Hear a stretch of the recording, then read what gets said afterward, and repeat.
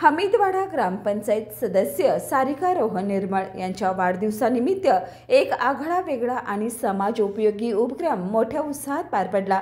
वाढदिवस सेवेतून साजरा या संकल्पनेखाली शालेय साहित्य वाटप आणि 25 LED स्ट्रीट लाईट्सचं लोकार्पण करण्यात आलं। या उपक्रमामुळे हमीदवाडा प्रभाग क्रमांक 2 परिसर उजळून निघाला असून ग्रामस्थांनी या सामाजिक कार्याचं मनपूर्वक स्वागत केलं। कार्यक्रमाच्या अध्यक्षस्थानी ग्रामपंचायत सरपंच कृष्णात बोरटे होते। या प्रसंगी रोहन निर्मळ आणि सारिका निर्मळ यांचा ग्रामपंचायत तसेच शाळा व्यवस्थापन समितीच्या वतीने सत्कार करण्यात आला।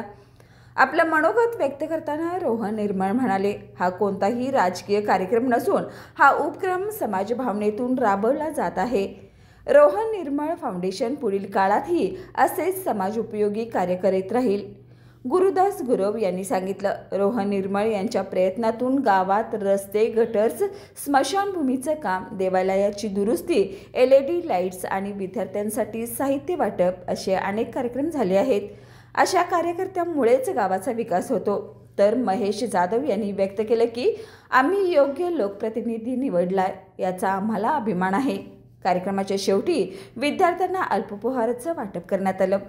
यावेळी ग्रामपंचायत सरपंच, उपसरपंच सदस्य, शाळा व्यवस्थापन समिती सदस्य, शिक्षक वर्ग तसेच मान्यवर उपस्थित होते।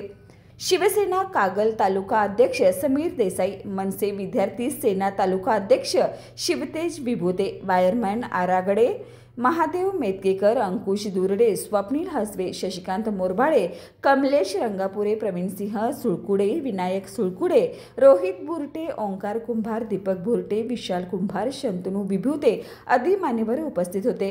कार्यक्रमाचं सूत्रसंचालन विजय मेस्त्री यांनी केलं तर जितेंद्र कुंभार यांनी आभार मानले।